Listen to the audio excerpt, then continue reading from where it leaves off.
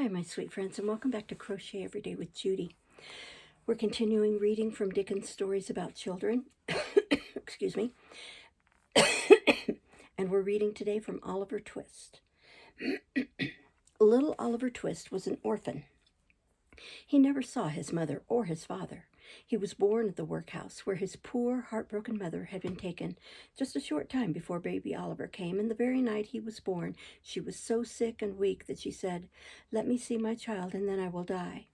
The old nurse answered, "Nonsense, my dear. You must not think of dying. You have something now to live for." The doctor said she must be very brave, and she might get well. They brought her baby to her, and she hugged him in her weak arms, and she kissed him many times, and cuddled him up as close as her feeble arms could hold him.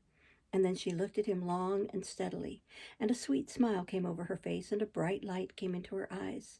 And before the smile could pass from her lips, she died. The old nurse wept as she took the baby from its dead mother's arms, and the doctor said as he looked at her, "Poor, poor girl, she is so beautiful and so young. What strange fate has brought her to this poor place? Nurse, take good care of the baby, for his mother must have been a kind and gentle woman."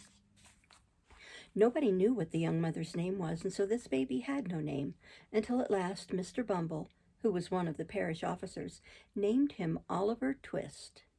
When little Oliver Twist was 9 months old, they took him away from the workhouse and carried him to the poor farm, where there were 25 or 30 other poor children who had no parents. Here Oliver remained until he was 9 years old, though he was a little pale fellow and did not look more than 7.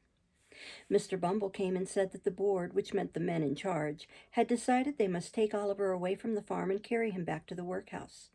Oliver was sorry to leave, for as miserable as the place was, he dearly loved his little companions. They were all the people he knew, and he wept with sorrow as he told them goodbye and was led by Mr. Bumble back to the workhouse, where he was born and where his mother had died 9 years ago that very day. When he got back there, he found the old nurse who remembered his mother.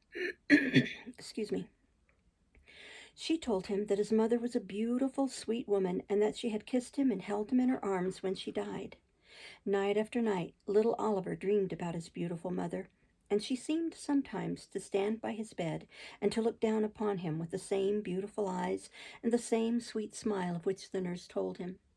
Every time he had a chance, he asked questions about her, but the nurse could not tell him anything more. She did not even know her name. Oliver had been at the workhouse only a very short time when Mr. Bumble came in and told him he must appear before the board at once. Now Oliver was puzzled at this. He thought a board was a piece of flat wood, and he could not imagine why he was to appear before that. But he was too much afraid to ask any questions. Mr. Bumble took him into a room where several stern-looking gentlemen sat at a long table. "Bow to the board," said Mr. Bumble to Oliver. Oliver looked about for a board, and seeing none, he bowed to the table because it looked more like a board than anything else. The men laughed, and one in the white waistcoat said, "The boy is a fool. I thought he was." They told Oliver he was an orphan, and they had supported him all his life. He ought to be very thankful. "Now," they said, "you are 9 years old, and we must put you out to learn a trade." They told him he should begin the next morning at 6 o'clock to pick oakum, and work at that until they could get him a place. Oliver was faithful at his work, in which several other boys assisted, but oh, how hungry they got, for they were given but one little bowl of gruel at a meal, hardly enough for a kitten. One day the boys said they must ask for more, and they drew straws to see who should venture to do so. It fell to Oliver's lot to do it. The next meal, when they had emptied their bowls, Oliver walked up to the man who helped them and said very politely, "Please, sir, may I not have some more? I am very hungry." This made the man very angry, and he called for Mr. Bumble. He came, and when told that Oliver had asked for more, he grabbed him by the collar and took him before the board and made the complaint that he had been very naughty and rebellious. The board was angry at Oliver, and the man in the white waistcoat told them again the boy would be hanged, and they must get rid of him at once. So they offered the sum of 5 pounds to anyone who would take him. The first man who came was a chimney sweeper. The board agreed to let him have Oliver, but when they took him before the magistrates, Oliver fell on his knees and begged them not to let that man have him, and they would not, so Oliver was taken back to the workhouse. The next man who came was Mr. Sowerberry, an undertaker. He was a good man, and the magistrates let him take Oliver along. But he had a stingy wife and a disagreeable servant girl by the name of Charlotte, and a big, overbearing boy by the name of Noah Claypole, whom he had taken to raise. Oliver thought he would like Mr. Sowerberry well enough, but his heart fell when the missus met him and called him boy and a measly-looking little pauper, and gave him for supper the scraps she had put up for the dog. But he hoped by faithful work to win kind treatment. They made him sleep by himself in the shop, and he was very much frightened, but he thought he would rather sleep there than with that terrible boy Noah. The first night he dreamed of his beautiful mother, and thought again he could see her with the same sweet smile upon her face. He was awakened the next morning by Noah, who told him he had to obey him, and he'd better look out or he'd wear the life out of him. Noah kicked and cuffed Oliver several times, but the poor boy was too much used to that to resent it, and determined to do his work well. Mr. Sowerberry found Oliver so good, sensible, and polite that he made him his assistant, and took him to all the funerals, and occasionally gave him a penny. Oliver went into fine houses and saw people and sights he had never dreamed of before. Mr. Sowerberry had told him he might some day be an undertaker himself, and Oliver worked hard to please his master, though Noah and Mrs. Sowerberry and Charlotte grew more unkind to him all the time, because he was put forward, they said, and Noah was kept back. This, of course, made Noah worse than ever to Oliver, though Charlotte did sometimes try to make him less cruel.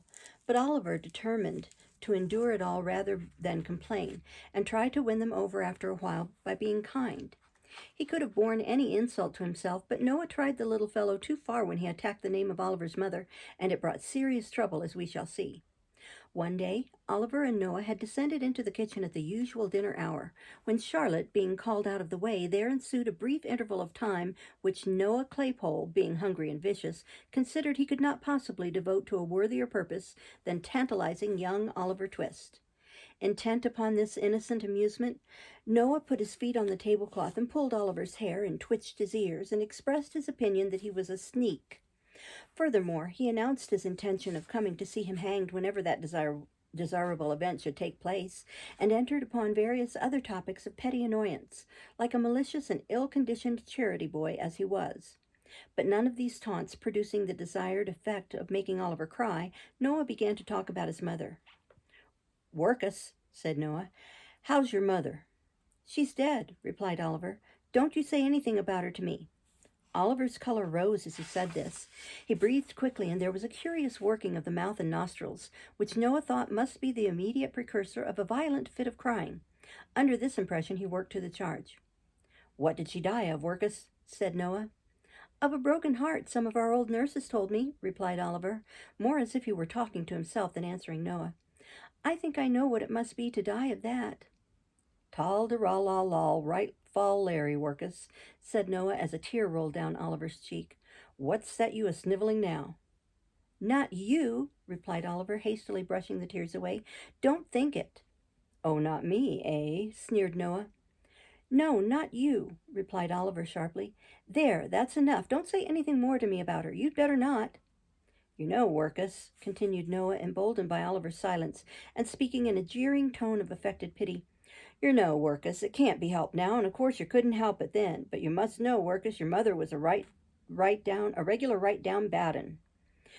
Crimson with fury, Oliver started up, overthrew the chair and table, seized Noah by the throat, and shook him, in the violence of his rage, till his teeth chattered in his head.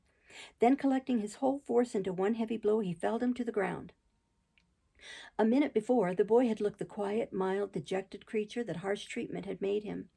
But his spirit was roused at last. The cruel insult to his dead mother had set his blood on fire. His breast heaved, his attitude was erect, his eyes bright and vivid. His whole person changed as he stood glaring over the cowardly tormentor, who now lay crouching at his feet and defied him with an energy he had never known before. "He'll murder me," blubbered Noah. "Charlotte, missus, here's the new boy a-murdering of me. Help, help! Oliver's gone mad. Charlotte!" Noah's shouts were responded to by a loud scream from Charlotte and a louder from Mrs. Sowerberry, the former of whom rushed into the kitchen by a side door, while the latter paused on the staircase till she was quite certain that it was safe to come farther down. Between them, they locked Oliver in a closet in the cellar and sent for Mr. Bumble. That gentleman, being a great coward, did nothing but talk, so Oliver remained in the closet until Mr. Sowerberry came home. When he heard all the wild story by the others, he gave Oliver a beating and left him locked for the day in the back kitchen with only bread and water for food.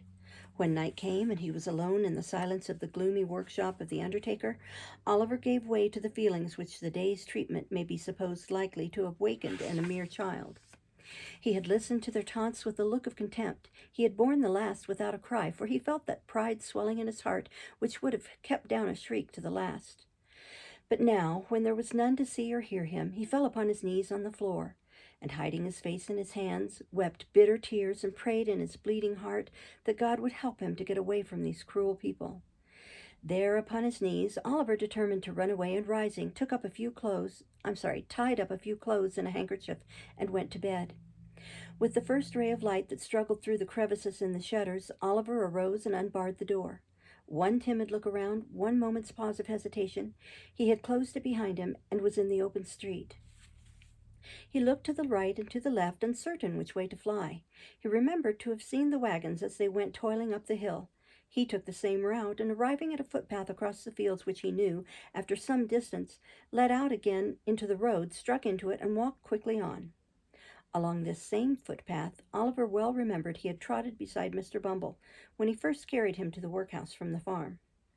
His heart beat quickly when he bethought himself of this, and he half resolved to turn back. He had come a long way, though, and should lose a great deal of time by doing so. Besides, it was so early that there was very little fear of his being seen, so he walked on. He reached the house. There was no appearance of its inmates stirring at that early hour. Oliver stopped and peeped into the garden. A child was weeding one of the little beds. As he stopped, he raised his pale face and disclosed the features of one of his former companions. Oliver felt glad to see him before he went, for though younger than himself, he had been his little friend and playmate. They had been beaten and starved and shut up together many and many a time. "Hush, Dick," said Oliver, as the boy ran to the gate and thrust his thin arm between the rails to greet him. "Is anyone up?" "Nobody but me," replied the child. "You mustn't say you saw me, Dick," said Oliver. "I am running away. They beat and ill-use me, Dick, and I am going to seek my fortune some long way off. I don't know where. How pale you are!" "I heard the doctor tell them I was dying," replied the child with a faint smile. "I am very glad to see you, dear, but don't stop, don't stop."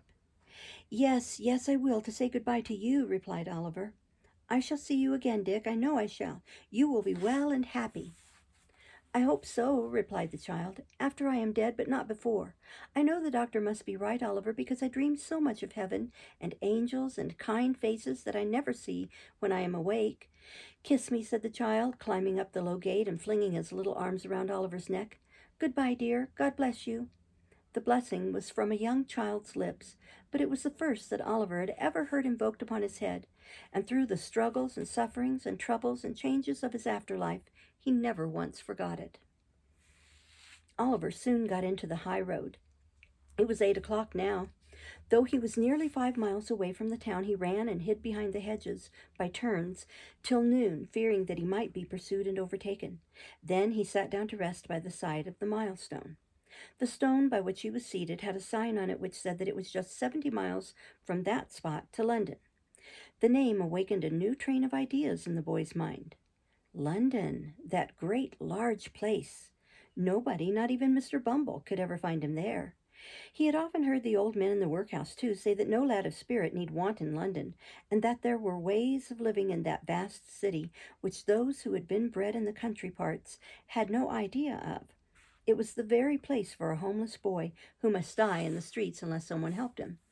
As these things passed through his thoughts, he jumped up on his feet and again walked forward. He had diminished the distance between himself and London by full 4 miles more before he recollected how much he must undergo ere he could hope to reach his place of destination. As this consideration forced itself upon him, he slackened his pace a little and meditated upon his means of getting there. He had a crust of bread, a coarse shirt, and 2 pairs of stockings in his bundle. He had a penny, too, a gift of sour berries after some funeral, in which he had acquitted himself more than ordinarily well, in his pocket. A clean shirt, thought Oliver, is a very comfortable thing, and so are 2 pairs of darned stockings, and so is a penny, but they are small helps to a 65 miles walk in winter time. Day after day the weary but plucky boy walked on, and early in the 7th morning, after he had left his native place, Oliver limped slowly into the little town of Barnet and sat down on a doorstep to rest.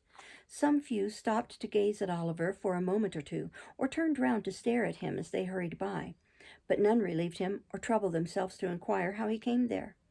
He had no heart to beg, and there he sat for some time, when he was roused by observing that a boy was watching him most earnestly from the opposite side of the way. He took little heed of this at first, but the boy remained in the same attitude so long that Oliver raised his head and returned his steady look. Upon this, the boy crossed over, and walking close up to Oliver, said, "Hello, my covey, what's the row?" The boy who addressed this inquiry to the young wayfarer was about his own age, but one of the queerest-looking boys that Oliver had ever seen. He was a snub-nosed, flat-browed, common-faced boy enough, and as dirty a juvenile as one would wish to see, but he had about him all the airs and manners of a man. He was short for his age, with rather bow legs and little, sharp, ugly eyes. His hat was stuck on the top of his head so lightly that it threatened to fall off every moment. He wore a man's coat which reached nearly to his heels. "Hello, my covey, what's the row?" said the stranger. "I am very hungry and tired," replied Oliver, the tears standing in his eyes as he spoke. "I have walked a long way. I have been walking these 7 days." "Walking for 7 days," said the young gentleman. "Oh, I see, Beak's order, eh? But," he added, noticing Oliver's look of surprise, "I suppose you don't know what a beak is, my flash companion?" Oliver mildly replied that he had always heard a bird's mouth described by the word beak. "My eyes, how green!" exclaimed the young gentleman. "Why, a beak's a magistrate, and when you walk by a beak's order, it's not straightforward." "But come," said the young gentleman, "you want grub, and you shall have it. Up with you on your pins. There, now then." Assisting Oliver to rise, the young gentleman took him to an adjacent grocery store, where he purchased a sufficiency of ready-dressed ham and a half-quartern loaf, or as he himself expressed it, a fourpenny bran. Taking the bread under his arm, the young gentleman turned into a small public-house and led the way to a tap-room in the rear of the premises. Here a pot of beer was brought in by direction of the mysterious youth, and Oliver, falling to at his new friend's bidding, made a long and hearty meal, during which the strange boy eyed him from time to time with great attention. "Going to London?" said the strange boy, when Oliver had at length concluded. "Yes." "Got any lodgings?" "No." "Money?" "No." The strange boy whistled and put his arms into his pockets as far as the big coat sleeves would let them go. "Do you live in London?" inquired Oliver. "Yes, I do, when I'm at home," replied the boy. "I suppose you want some place to sleep in tonight, don't you?" "I do indeed," answered Oliver. "I have not slept under a roof since I left the country." "Don't fret your eyelids on that score," said the young gentleman. "I've got to be in London tonight, and I know a 'spectable old gentleman as lives there what'll give you lodgings for nothink, and never ask for the change. That is, if any gentleman he knows introduces you. And don't he know me? Oh, no, not in the least. By no means. Certainly not," which was his queer way of saying that he and the old gentleman were good friends. This unexpected offer of shelter was too tempting to be resisted, especially as it was immediately followed up by the assurance that the old gentleman referred to would doubtless provide Oliver with a comfortable place without loss of time. This led to a more friendly and confidential dialogue, from which Oliver discovered that his friend's name was Jack Dawkins, among his intimate friends better known as the Artful Dodger, and that he was a peculiar pet and protege of the elderly gentleman before mentioned. As John Dawkins objected to their entering London before nightfall, it was nearly 11 o'clock when they reached the small city street, along which the Dodger scudded at a rapid pace, directing Oliver to follow close at his heels. Although Oliver had enough to occupy his attention in keeping sight of his leader, he could not help bestowing a few hasty glances on either side of the way as he passed along. A dirtier or more wretched place he had never seen. Oliver was just considering whether he hadn't better run away when they reached the bottom of the hill. His conductor, catching him by the arm, pushed open the door of a house and, drawing him into the passage, closed it behind them. "Now then," cried a voice from below in reply to a whistle from the Dodger. "Plummy and slam," was the reply. This seemed to be some watchword or signal that all was right, for the light of a feeble candle gleamed on the wall at the remote end of the passage, and a man's face peeped out from where a balustrade of the old kitchen staircase had been broken away. "There's two of you," said the man, thrusting the candle farther out and shading his eyes with his hand. Who's t'other one? A new pal, replied Jack Dawkins, pulling Oliver forward. Where did he come from? Greenland. Is Fagin upstairs? Yes, he's assorting the wipes. Up with you. The candle was drawn back and the face disappeared. Oliver, groping his way with one hand and having the other firmly grasped by his companion, ascended with much difficulty the dark and broken stairs, which his conductor mounted with an ease and expedition that showed he was well acquainted with them. He threw open the door of a back room and drew Oliver in after him. The walls and ceiling of the room were perfectly black with age and dirt. There was a deal table before the fire, upon which a candle stuck in the ginger beer bottle, 2 or 3 pewter pots, a loaf and butter, and a plate. Seated round the table were 4 or 5 boys, none older than the Dodger, smoking long clay pipes and drinking spirits with the air of middle-aged men. These all crowded about their associate as he whispered a few words to the proprietor, and then turned round and grinned at Oliver. So did the man himself, toasting fork in hand. This is him, Fagin, said Jack Dawkins, my friend Oliver Twist. Fagin grinned, and making a low obeisance to Oliver, took him by the hand and hoped he should have the honor of his intimate acquaintance. Upon this, the young gentleman with the pipes came round him and shook both his hands very hard. We are very glad to see you, Oliver, very, said Fagin. Dodger, take off the sausages and draw a tub near the fire for Oliver. Ah, you are staring at the pocket handkerchiefs, eh, my dear? There are a good many of 'em, ain't there? We've just looked 'em out, ready for the wash. That's all, Oliver, that's all. Ha, ha, ha. The latter part of this speech was hailed by a boisterous shout from all the pupils of the merry old gentleman, in the midst of which they went to supper. Oliver ate his share, and immediately afterward he felt himself gently lifted onto one of the sacks, and then he sunk into a deep sleep. It was late next morning when Oliver awoke from a sound, long sleep. There was no other person in the room but Fagin, who was boiling some coffee in a saucepan for breakfast, and whistling softly to himself as he stirred it round and round with an iron spoon. He would stop every now and then to listen when there was the least noise below, and when he had satisfied himself, he would go on whistling and stirring again as before. Presently Oliver asked if he might get up. Certainly, my dear, certainly, replied the old gentleman. There's a pitcher of water in the corner by the door. Bring it here, and I'll give you a basin to wash in, my dear. He had scarcely washed himself and made everything tidy by emptying the basin out of the window, agreeably to Fagin's directions, when the Dodger returned, accompanied by a very sprightly young friend whom Oliver had seen smoking on the previous night, and who was now formally introduced to him as Charlie Bates. The 4 sat down to breakfast on the coffee and some hot rolls and ham which the Dodger had brought home in the crown of his hat. Well, said Fagin, glancing slyly at Oliver, and addressing himself to the Dodger, I hope you've been at work this morning, my dears. Hard, replied the Dodger. As nails, added Charlie Bates. Good boys, said Fagin. What have you, Dodger? A couple of pocketbooks, replied that young gentleman. Lined? Inquired Fagin with eagerness. Pretty well, replied the Dodger, producing 2 pocketbooks.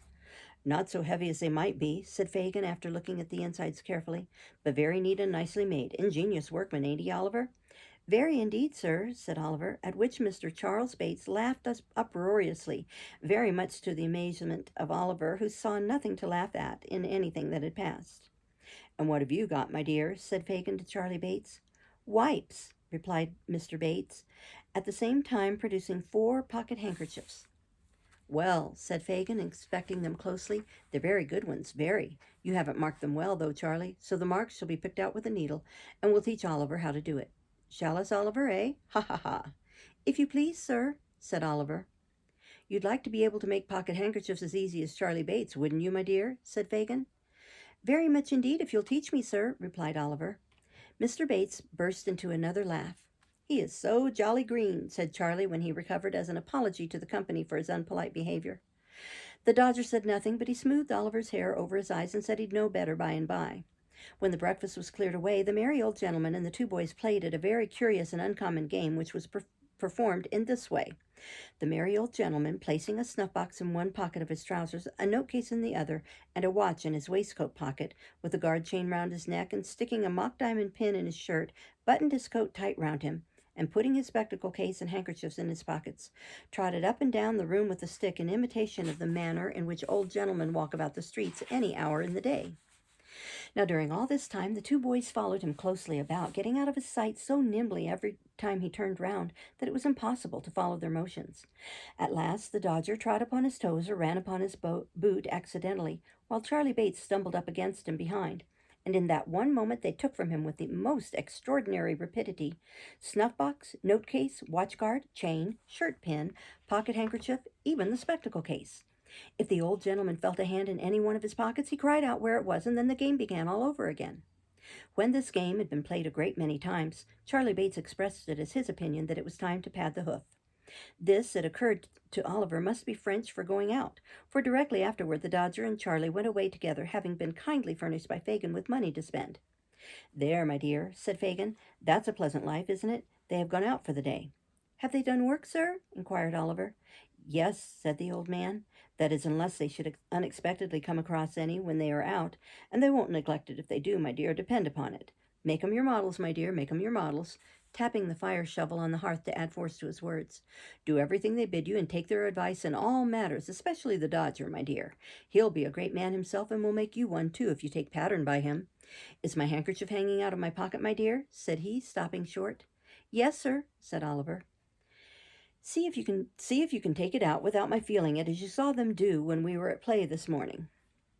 Oliver held up the bottom of the pocket with one hand, as he had seen the Dodger hold it, and drew the handkerchief lightly out with the other. "Is it gone?" cried Fagin. "Here it is, sir," said Oliver, showing it in his hand. "You're a clever boy, my dear," said the playful old gentleman, patting Oliver on the head approvingly. "I never saw a sharper lad. Here's a shilling for you. If you go on in this way, you'll be the greatest man of the time. And now come here, and I'll show you how to take the marks out of the handkerchief." Oliver wondered what picking the old gentleman's pocket in play had to do with his chances of being a great man, but thinking that Fagin, being so much his senior, must know best, he followed him quietly to the table, and was soon deeply involved in his new study. For many days Oliver remained in the room, picking the marks out of the pocket handkerchiefs, of which a great number were brought home, and sometimes taking part in the game already described, which the two boys and Fagin played regularly every morning. At length, one morning, Oliver obtained permission to go out with the boys. There had been no handkerchiefs to work upon for 2 or 3 days, and the dinners had been rather meagre. Perhaps these were reasons for the old gentleman's giving his assent, but whether they were or not, he told Oliver he might go, and placed him under the joint guardianship of Charlie Bates and his friend the Dodger. The 3 boys started out, the Dodger with his coat sleeves tucked up and his hat cocked as usual, Mr. Bates sauntering along with his hands in his pockets, and Oliver between them, wondering where they were going and what they would teach him to make first. They were just coming from a narrow court not far from an open square, which is yet called the Green, when the Dodger made a sudden stop, and laying his finger on his lip, drew his companions back again with the greatest caution. "What's the matter?" demanded Oliver. "Hush!" replied the Dodger. "Do you see that old cove at the bookstall?" "The old gentleman over the way?" said Oliver. "Yes, I see him." "He'll do," said the Dodger. "A prime plant," observed Mr. Charlie Bates. Oliver looked from one to the other with the greatest surprise, for he was not permitted to make any inquiries, for the 2 boys walked stealthily across the road and slunk close behind the old gentleman. Oliver walked a few paces after them, and not knowing whether to advance or retire, stood looking on in silent amazement. The old gentleman was a very respectable-looking personage, with a powdered head and gold spectacles, as he stood reading a book.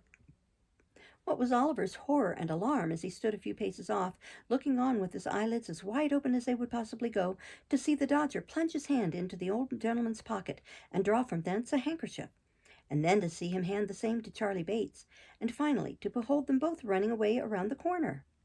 In an instant the whole mystery of the handkerchiefs rushed upon the boy's mind.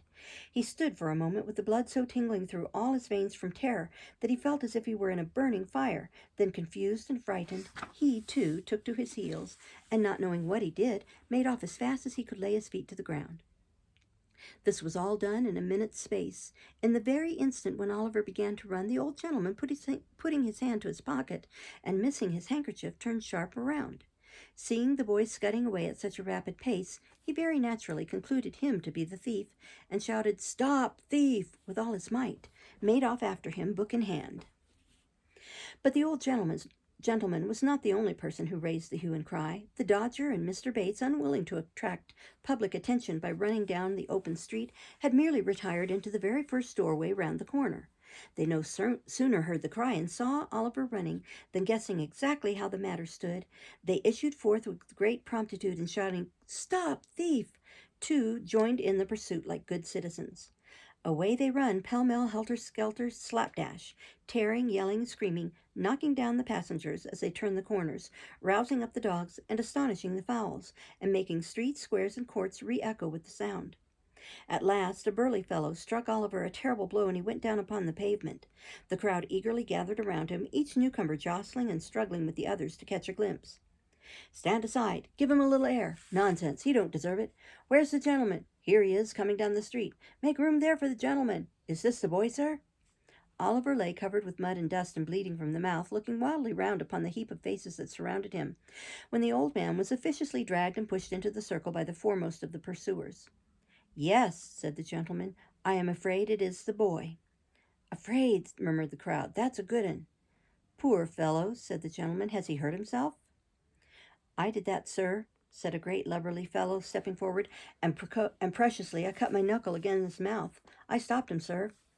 The fellow touched his hat with a grin, expecting something for his pains, but the old gentleman, eyeing him with an expression of dislike, looked anxiously round as if he contemplated running away himself, which it is very possible he might have attempted to do, and thus have afforded another chase, had not a police officer, who is generally the last person to arrive in such cases, at that moment made his way through the crowd and seized Oliver by the collar.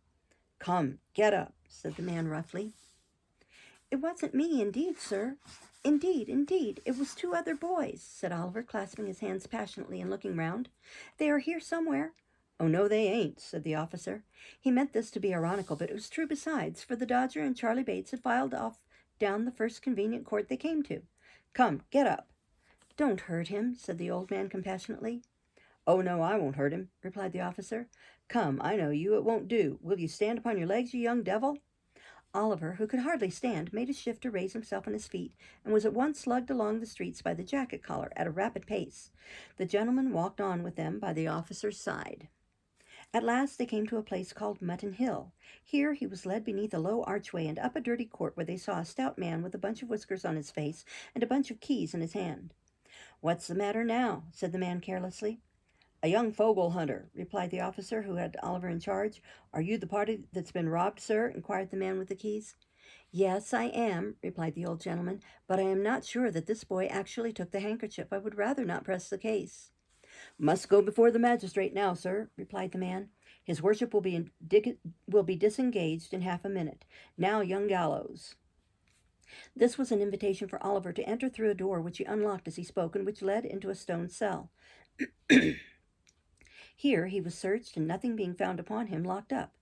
The old gentleman looked almost as unhappy as Oliver when the key grated in the lock. At last the gentleman, Mr. Brownlow by name, was summoned before the magistrate. Oliver was brought in, and the magistrate ordered the policeman to tell what happened. The policeman related how he had taken the boy, how he had searched Oliver and found nothing on his person, and how that was all he knew about it. Are there any witnesses? Inquired the magistrate. Mr. Brownlow stated his case, observing that, in the surprise of the moment, he had run after the boy because he saw him running away. He has been hurt already, said the old gentleman in conclusion, and I fear, he added with great energy, looking toward the bar, I really fear that he is ill. Oh, yes, I dare say, said the magistrate. Come, you young vagabond, what's your name? Oliver tried to reply, but his tongue failed him. He was deadly pale, and as the whole place seemed turning round and round.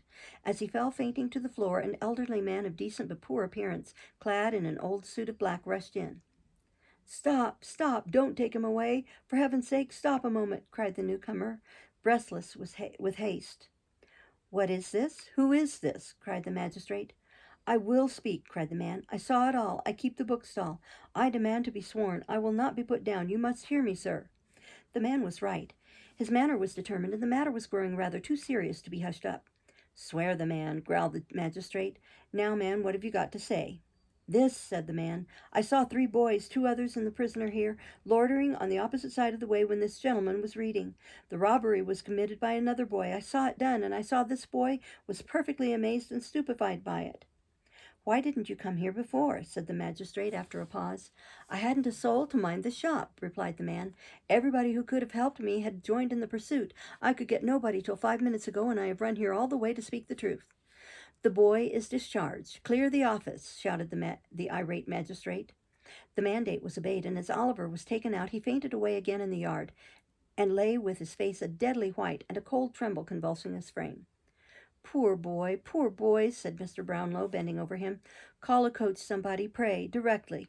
A coach was obtained, and Oliver, having been carefully laid on one seat, the old gentleman got in and sat himself on the other. May I accompany you? Said the bookstall keeper, looking in. Bless me, yes, my dear sir, said Mr. Brownlow quickly. I forgot you. Dear, dear, I have this unhappy book still. Jump in, poor fellow, there's no time to lose. The bookstall keeper got into the coach, and it rattled away. It stopped at length before a neat house in a quiet, shady street. Here a bed was prepared without loss of time, in which Mr. Brownlow saw his young charge carefully and comfortably deposited, and here he was tended with a kindness and solicitude that knew no bounds. At last the sick boy began to recover, and one day Mr. Brownlow came in to see him. You may imagine how happy Oliver was to see his good benefactor, but he was no more delighted than was Mr. Brownlow. The old gentleman came to spend a short time with him every day, and when he grew stronger, Oliver went up to the learned gentleman's study and talked with him by the hour, and was astonished at the books he saw, which Mr. Brownlow told him to look at and read as much as he liked. Oliver was soon well, and no thought was in Mr. Brownlow's mind but that he should keep him, and raise him and educate him to be a splendid man, for no father loves his own son better than Mr. Brownlow had come to love Oliver. This is from the book Oliver Twist by Charles Dickens. Thank you for listening. Bye-bye.